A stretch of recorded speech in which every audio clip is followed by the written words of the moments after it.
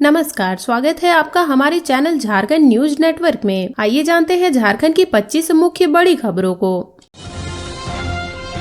निर्मला सीतारमण ने मानी झारखंड चैम्बर की सलाह तो भारत में लागू हो सकेगा अमेरिका जैसा कानून। केंद्रीय बजट से पहले federation of Jharkhand chamber of commerce and industry ने देश के वित्त मंत्री निर्मला सीतारमण से अमेरिका के इनकम टैक्स कानून में लागू एक प्रावधान को भारत में लागू करने की मांग की है। चैम्बर के अध्यक्ष परेश गटानी और उपाध्यक्ष आदित्य मल्होत्रा से जब पूछा गया कि आम बजट से झारखंड चैम्बर की क्या उम्मीद है, तो दोनों पदाधिकारियों ने कहा कि इस संबंध में केंद्रीय वित्त मंत्रालय को उन्होंने कुछ सुझाव दिए हैं। इसमें अधिकतर सुझाव इनकम टैक्स कानून से जुड़े हैं। कुछ पेचीदा कानूनों में संशोधन करने के सुझाव दिए गए हैं तो कुछ नई व्यवस्था लागू करने के सुझाव भी दिए गए हैं। दंपत्ति के लिए संयुक्त इनकम टैक्स भरने का प्रावधान करने की सलाह भी झारखंड चैम्बर के केंद्रीय वित्त मंत्री निर्मला सीतारमण को दी गई है। झारखंड चैम्बर ने कहा कि भारत में पति पत्नी को संयुक्त रूप से टैक्स का भुगतान करने का विकल्प दिया जाना चाहिए। चैम्बर ने केंद्रीय वित्त मंत्री को जो अपने सुझाव भेजे हैं उसमें कहा है कि बढ़ी हुई बुनियादी छूट सीमा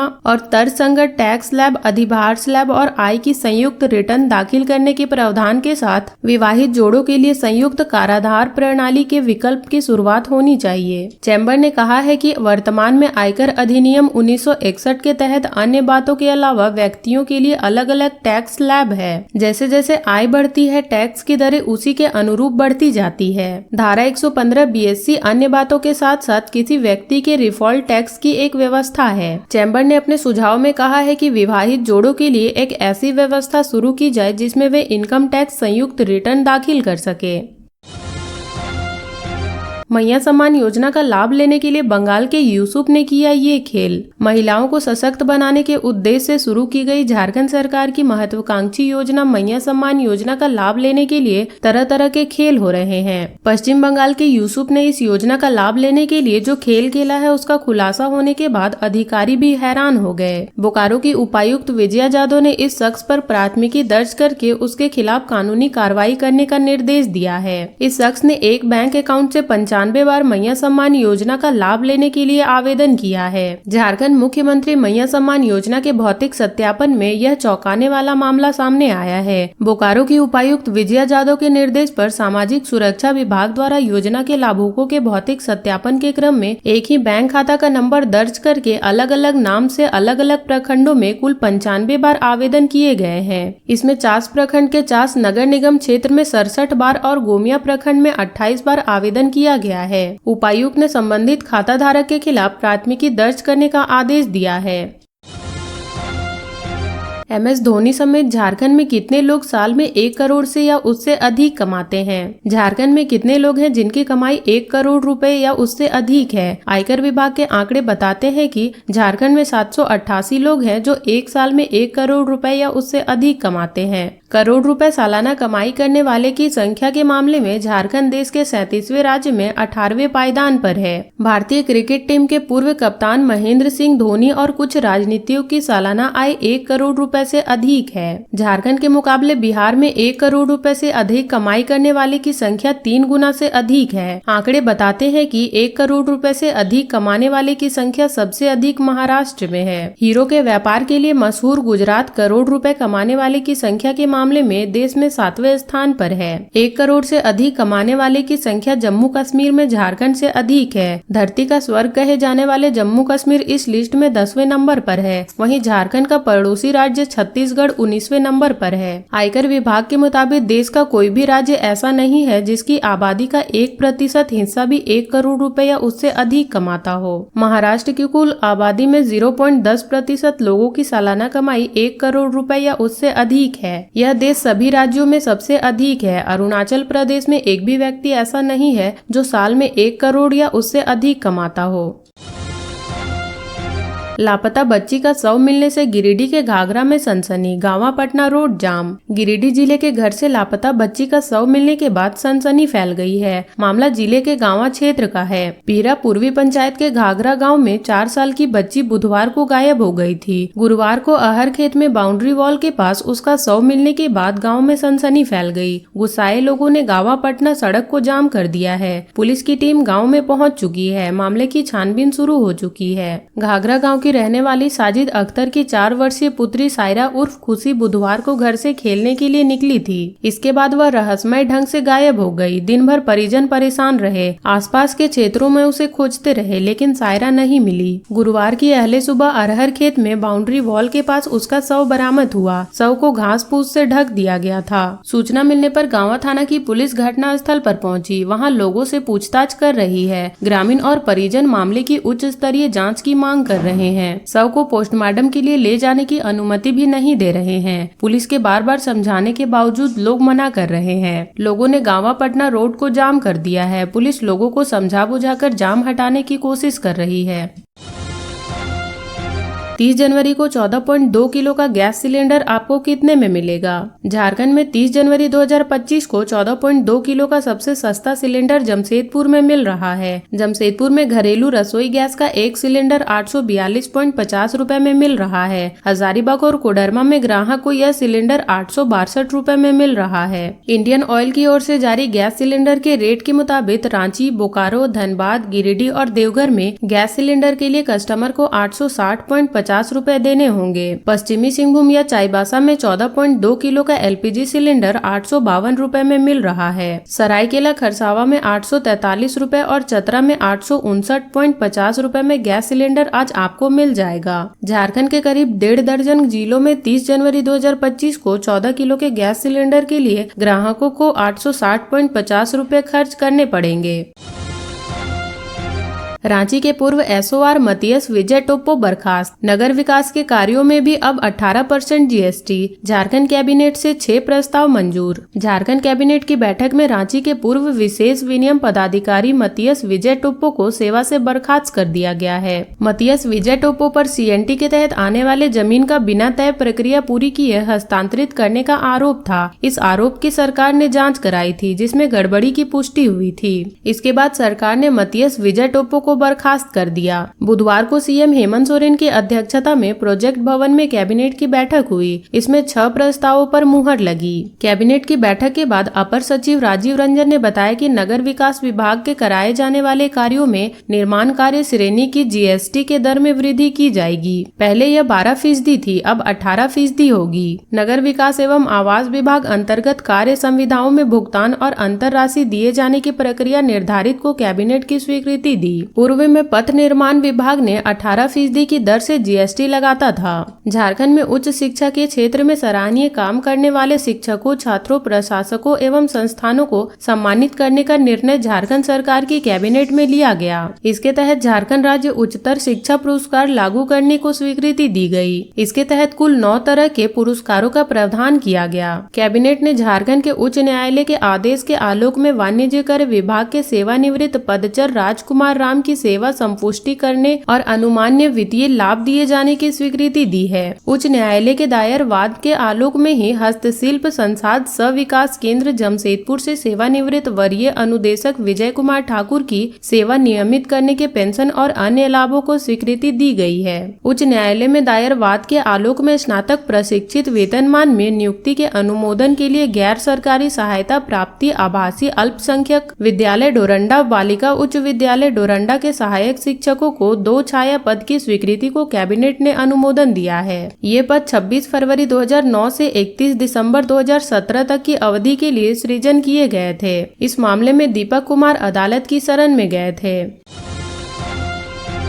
झारखंड में 19 कोल्ड स्टोरेज जल्द बनकर होंगे तैयार, किसानों को होगा फायदा। कृषि मंत्री शिल्पी नेहा तिर्की ने दिया निर्देश। झारखंड की कृषि, पशुपालन एवं सहकारिता मंत्री शिल्पी नेहा तिर्की ने विभाग से जुड़े भवनों के निर्माण कार्य की गुणवत्ता पर जोर देने का निर्देश दिया है। नेपाल हाउस में भवन निर्माण विभाग के अधिकारियों के साथ बैठक के दौरान उन्होंने राज्य के निर्माणाधीन 19 कोल्ड स्टोरेज का कार्य समय सीमा के अंदर पूरा करने का निर्देश दिया है। इस बात पर जोर दिया है कि नए भवन के निर्माण कार्य के साथ पहले से बनकर तैयार भवन की भी रख रखाव जरूरी है। खासकर कृषि, पशुपालन एवं सहकारिता विभाग से जुड़े लैंपस और पैक्स के लिए ये ज्यादा जरूरी है। मंत्री शिल्पी नेहा तिर्की ने कहा कि कृषि उत्पादन के स्टोरेज से जुड़े भवनों का निर्माण कार्य तय समय सीमा के अंदर होना चाहिए। राज्य में जर्जर लैंपस और पैक्स के स्थान पर नए भवनों का निर्माण समय की आवश्यकता है। राज्य में पर्याप्त संख्या में कोल्ड स्टोरेज नहीं होने से कृषि उत्पादन, फल, सब्जी के रख रखाव में किसानों को परेशानी हो रही रही है। ऐसे कोल्ड स्टोरेज के निर्माण क्रम में गुणवत्ता पर सबसे ज्यादा जोर देने का निर्देश दिया गया है।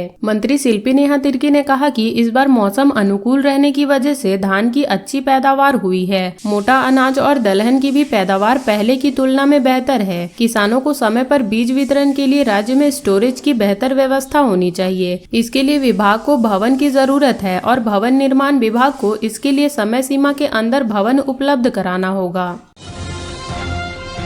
झारखंड में ठंड से मिलेगी राहत, बढ़ेगा न्यूनतम तापमान। जाने आज का वेदर रिपोर्ट। झारखंड में लोगों को ठंड से राहत मिलने की संभावना है। मौसम विभाग ने अनुमान लगाया है कि न्यूनतम तापमान में एक बार फिर बढ़ोतरी होगी, जिससे लोगों को कनकनी से राहत मिलेगी। हालांकि सुबह और शाम में पहले की तरह ठंडी हवाएं चलेंगी। वैज्ञानिकों ने तापमान में हो रहे उतार चढ़ाव को देखते हुए लापरवाही न बरतने की सलाह दी है, क्योंकि जरा सी असावधानी बीमार कर सकती है। रांची स्थित मौसम विज्ञान केंद्र की माने तो अगले 3 दिनों के दौरान न्यूनतम तापमान में 3 से 4 डिग्री की बढ़ोतरी हो सकती है। इसके बाद अगले 2 दिनों में कोई बड़े बदलाव की संभावना नहीं है। वहीं आज झारखंड के कई इलाकों में हल्के से मध्यम दर्जे का कोहरा छाया रहेगा। इसके बाद आंशिक रूप से बादल छाए रहेंगे। 1 फरवरी तक मौसम का मिजाज इसी तरह रहेगा। वहीं अगर हम बीते 24 घंटे के मौसम की बात करें तो पूरे राज्य में मौसम शुष्क रहा। इस दौरान सबसे अधिक उच्चतम तापमान 30.8 डिग्री सेल्सियस रहा, जबकि न्यूनतम तापमान गुमला में 4.9 डिग्री सेल्सियस रिकॉर्ड किया गया। कहीं कहीं सुबह में हल्के से मध्यम दर्जे का कोहरा देखा गया।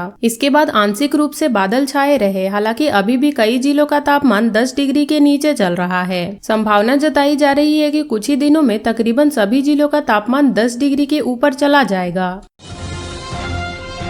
महाकुंभ के हादसे में धनबाद के आधा दर्जन लोगों की बची जान। प्रयागराज में लगे महाकुंभ में मौनी अमावस्या के दिन बुधवार को धनबाद के आधा दर्जन लोगों ने भगदड़ में किसी तरह अपनी जान बचाई और बिना स्नान किए संगम से दूर चले गए। घटना से सभी लोग घबरा गए और अब प्रयागराज से सकुशल वापस अपने घर धनबाद लौटने की तैयारी कर रहे हैं। घटना के बाद उन्होंने अपनी पूरी पीड़ा बताई। धनबाद के रहने वाले संजय कुमार मंडल ने बताया कि वह अपनी पत्नी प्रियंका मंडल, रिश्तेदार दिलीप मंडल और अजीत मंडल व दोनों पत्नियों के साथ मौनी अमावस्या के मौके पर संगम महाकुंभ में स्नान करने गए थे। सभी लोग बुधवार की सुबह स्नान करने पहुंचे और उस दौरान स्नान के लिए ठीक ठाक स्थिति थी, लेकिन उसके बाद बैरिकेटिंग कर दी गई और देखते ही देखते भीड़ इकट्ठा हो गया और उसके बाद वहां भगदड़ मच गई। उसमें उनके और उनकी पत्नी के ऊपर कई लोग गिर पड़े। उनकी आंखों के सामने कुछ लोगों की मौत हो गई। वह अपनी पत्नी व अन्य परिजनों के साथ किसी तरह उठे और चप्पल व अपना पूरा सामान वहीं छोड़कर भाग खड़े हुए। संजय ने भावुक होते हुए कहा कि भगवान ने आज मुझे और मेरी पत्नी के अलावा सभी रिश्तेदारों की जान बचा ली है। मैं संगम में बिना डुबकी लगाए ही भीड़ से किसी तरह भाग निकला। उसके बाद अपने साथ गए लोगों की तलाश की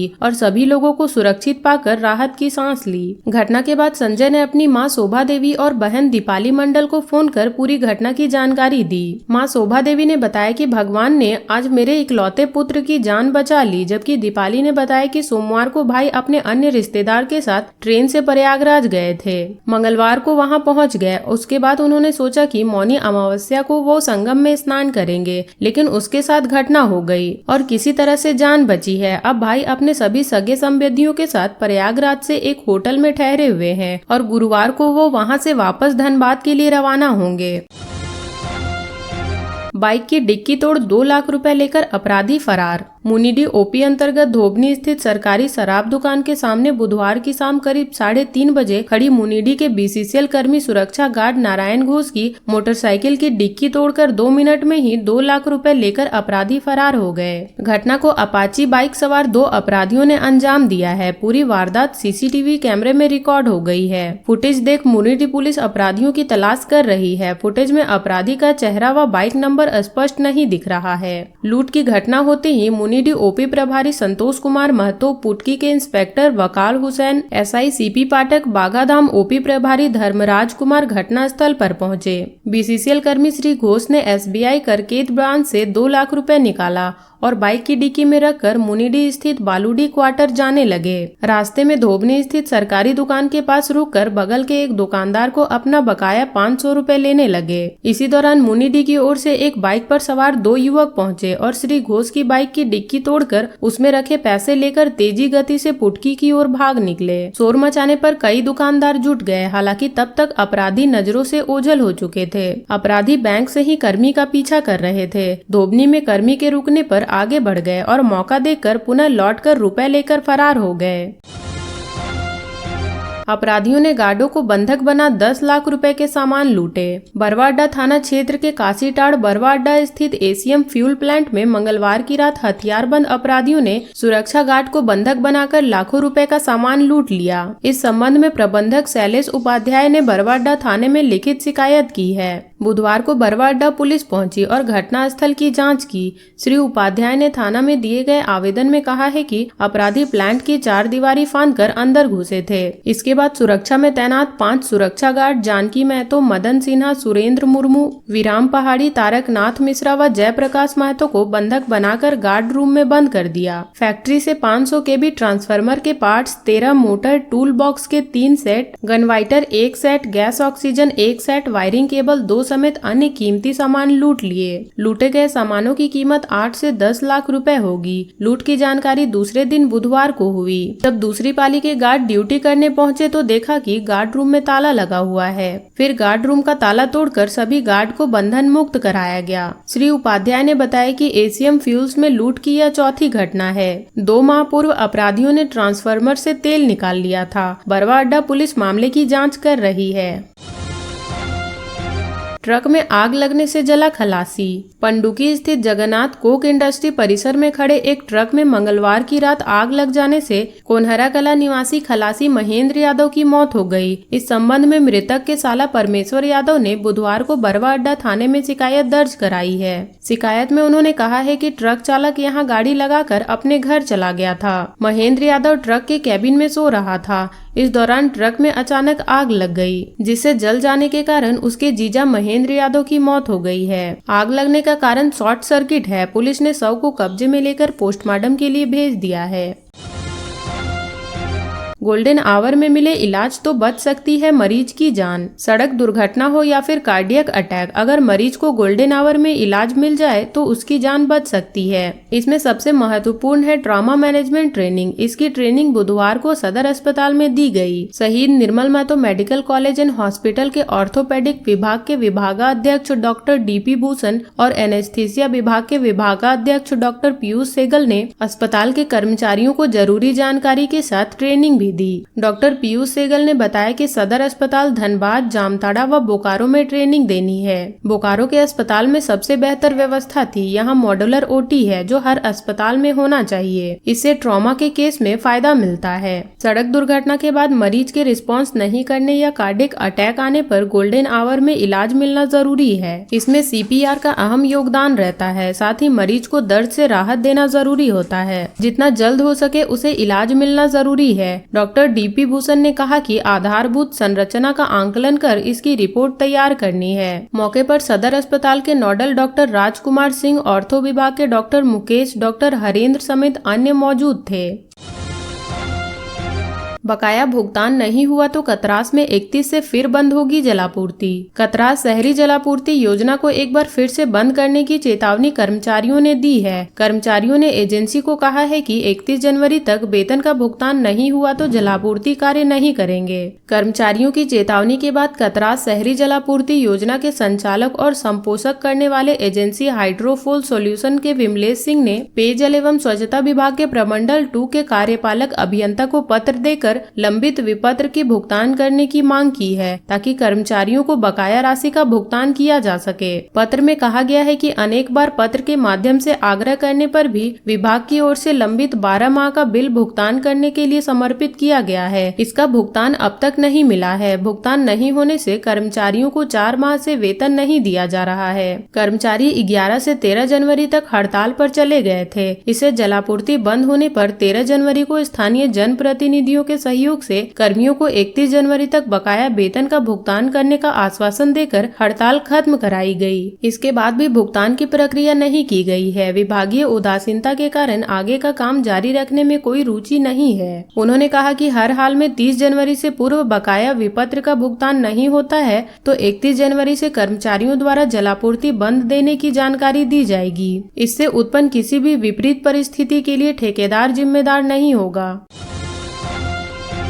गूगल से कस्टमर केयर का नंबर निकालते हैं तो पहले उसे वेरीफाई जरूर करें। साइबर अपराध के खिलाफ जन आंदोलन कार्यक्रम के पहले दिन रांची के डीपीएस स्कूल में आयोजित सभागार में झारखंड पुलिस के साइबर विशेषज्ञों ने छात्र छात्राओं को अहम जानकारी दी। विशेषज्ञों ने बताया कि अक्सर लोग गूगल से कस्टमर केयर का नंबर निकाल कर फोन करते हैं और उनके साथ फ्रॉड हो जाता है। ऐसे में जरूरी है कि अगर आप गूगल से कोई नंबर ले रहे हैं तो उसे पहले वेरीफाई जरूर कर लें, इसके बाद ही उसका इस्तेमाल करें। साथ ही विशेषज्ञों ने आधार नंबर के दुरुपयोग से कई तरह के साइबर फ्रॉड से बचाव के सुझाव दिए हैं। उन्होंने कहा कि अपने आधार कार्ड को बायोमेट्रिक लॉक रखें, इसका दुरुपयोग दूसरे लोग नहीं कर सकेंगे। विशेषज्ञों ने कहा कि आप फेसबुक या इंस्टाग्राम यूज करते हैं तो उस अकाउंट का भी एक नंबर होता है, उसे समय समय पर अपडेट करते रहें। ऐसा नहीं करने पर आपको अकाउंट नंबर से दूसरे लोग फेक अकाउंट बना लेते हैं। लुभावन ऑफर के चक्कर में लोग असली ऐप की तरह दिखने वाले नकली एपीके ऐप का इस्तेमाल करते हैं। इसके बाद साइबर फ्रॉड एपीके फाइल में मेलवेयर व वायरस छिपाकर यूजर के डिवाइस में इंस्टॉल करते हैं। इसके बाद साइबर अपराध करने में सफल हो जाते हैं। इसलिए केवल आधिकारिक ऐप स्टोर से ही ऐप डाउनलोड करें। अपने फोन में विश्वसनीय एंटीवायरस ऐप इंस्टॉल करें। अज्ञात स्रोतों से कोई भी ऐप इंस्टॉल ना करें। सिस्टम को हमेशा अपडेट रखना सुनिश्चित करें। सार्वजनिक स्थलों पर ब्लूटूथ व वाईफाई के इस्तेमाल पर विशेष ध्यान दें। संदिग्ध कॉल्स, विज्ञापन, लिंक या मुफ्त ऑफर आदि को नजरअंदाज करें। साथ ही सिस्टम में ऑटोमेटिक डाउनलोड मोड को बंद रखें। बदनाम करने के लिए फेक वीडियो और ऑडियो बनाकर बदनाम किया जाता है। इस तरह के मामले में रिलेटिव या कलीग की संलिप्तता ज्यादा सामने आती है। आपके मोबाइल पर अचानक वीडियो कॉल आता है, आप देखते हैं, तब इसका फायदा उठाकर साइबर फ्रॉड आपको ब्लैकमेल कर आपसे पैसे की उगाही करते हैं। इसलिए इस तरह के वीडियो कॉल को नजरअंदाज करें। इसी तरह कुछ गेम्स के जरिए भी हल्का सवाल देकर साइबर अपराधी आपसे आपकी पूरी जानकारी लेकर ठगी करते हैं। चैरिटी के नाम पर भी ठगी का धंधा करते हैं। चैरिटी के नाम पर भी ठगी का धंधा चलाते हैं। अमेज़न गिफ्ट के नाम पर भी धोखाधड़ी के मामले सामने आते रहे हैं। लोन फ्रॉड के मामले में भी इजाफा हुआ है। इस तरह के मामलों में अक्सर चाइनीज ऐप का इस्तेमाल होता है।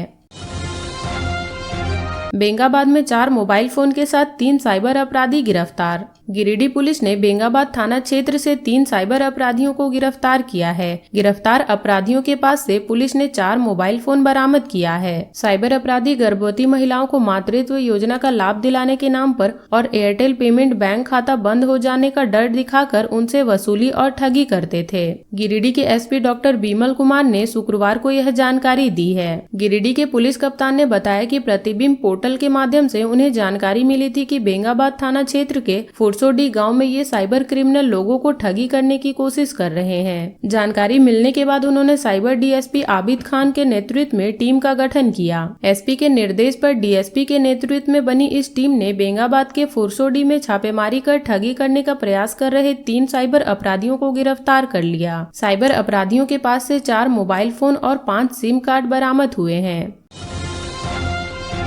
चतरा में हथियार और कारतूस के साथ टीएसपीसी के 3 उग्रवादी गिरफ्तार। चतरा पुलिस ने हथियार और कारतूस के साथ 3 उग्रवादियों को गिरफ्तार किया है। गिरफ्तारी तीनों उग्रवादी तृतीय समिति प्रयुक्त कमेटी के सदस्य हैं। सभी पलामू जिले के रहने वाले हैं। इनके नाम विकास कुमार यादव, गुड्डू यादव और तस्रीम अंसारी हैं। इनमें से एक पाटन थाना क्षेत्र के बरसतैसा गाँव का रहने वाला है तो दूसरा छतरपुर थाना क्षेत्र के डाली गाँव का और तीसरा पाटन थाना क्षेत्र के सिकी मेराल गाँव का रहने वाला है। एसपी विकास कुमार पांडे ने गुरुवार को यह जानकारी दी है। एसपी ने बताया कि गिरफ्तार उग्रवादी टीएसपीसी कमांडर गौतम जी और नगीना उर्फ डॉक्टर के लिए काम करते हैं। इनके पास से 2 पिस्टल, 1 देसी कट्टा, 1 सिक्सर, 5 कारतूस और 2 सुतली बम बरामद हुए हैं। एसपी ने बताया कि विकास कुमार यादव पटना थाना क्षेत्र के बरसतैसा गाँव का रहने वाला है। छतरपुर थाना क्षेत्र के डाली गाँव निवासी गुड्डू यादव और पाटन थाना क्षेत्र के सिकी मेराल गाँव निवासी तस्रीम अंसारी को भी पुलिस ने गिरफ्तार किया है।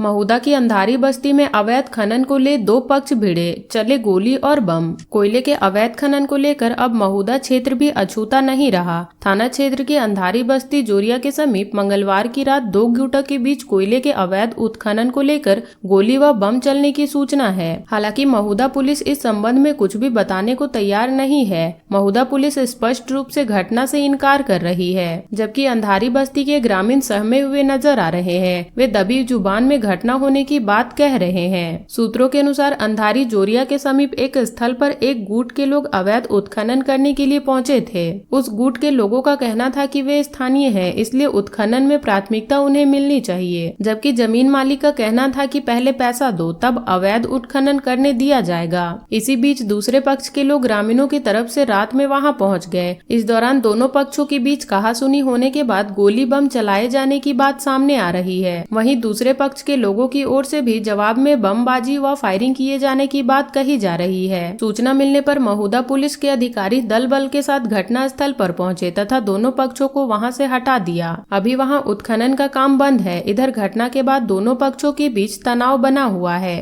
तो ये थी झारखंड की अब तक की बड़ी खबरें। ऐसे ही झारखंड की खबरों से अपडेट रहने के लिए हमारे चैनल झारखंड न्यूज नेटवर्क को सब्सक्राइब कर लें और बेल आइकन को प्रेस कर लें ताकि हमारी हर वीडियो का अपडेट आप तक पहुंच सके।